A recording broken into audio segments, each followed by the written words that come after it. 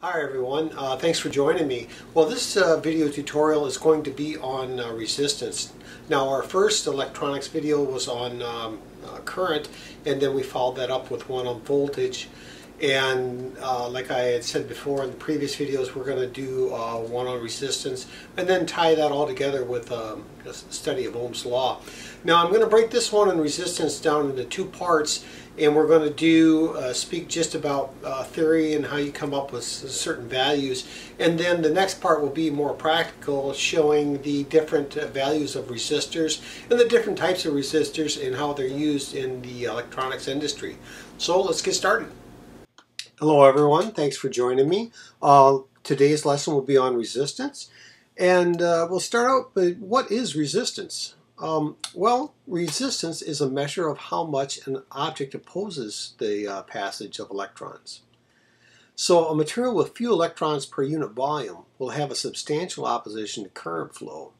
Now, when an increased electric potential is applied, the electrons are given increased kinetic energy, and the electrons collide more frequently with the atoms. Well, as they do this, the collisions cause friction, and of course friction causes heat. Resistance is not only an opposition to current flow, but it also creates heat energy in a conductor. So how do we measure resistance? Well, the unit of measure of resistance is the ohm, and it is designated or signified by the Greek omega symbol. The resistance of any material with a uniform cross-sectional area is determined by the length, the kind of material, the cross-sectional area, and the temperature. Now, this can be expressed by the following rules. The resistance to a conductor is directly proportional to its length and inversely proportional to its cross-sectional area. Now, in equation form, using the constant of proportionality, the Greek letter rho, resistance equals rho L over A, where R is resistance of the material in ohms, L is the length of the current path in meters, and A is the cross-sectional area of the conductor in meters squared, and rho is a constant of proportionality between R and L over A. Now, the constant of proportionality represents the resistivity. Now, the resistivity of some of the more common materials, you can see here in our chart, and it gives the resistivity and the temperature coefficient, which that plays into your calculations too. And these are more engineering things, but I just thought I'd throw them out there so you can see how they do determine where these things come out. They're not just pulling them out of a hat. So we look at like silver. That is very conductive. It's 1.59 times 10 to the minus 8. And then next would be copper, and they use copper quite widely because of the difference in the cost between copper and silver. But you see going down to germanium and silicon. Now those values there, those are semiconductors where they're not completely conductors and they're not completely insulators. And then you get finally down into glass, hard rubber, and you look at those values. They're 10 to the 10, 10 to the 14th, and those are definitely insulators.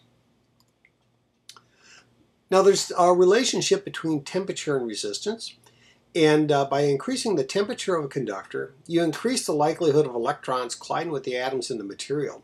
Now when the number of collisions increase, the flow of current will decrease. And generally, the resistance of a conductor will increase with the increase in temperature.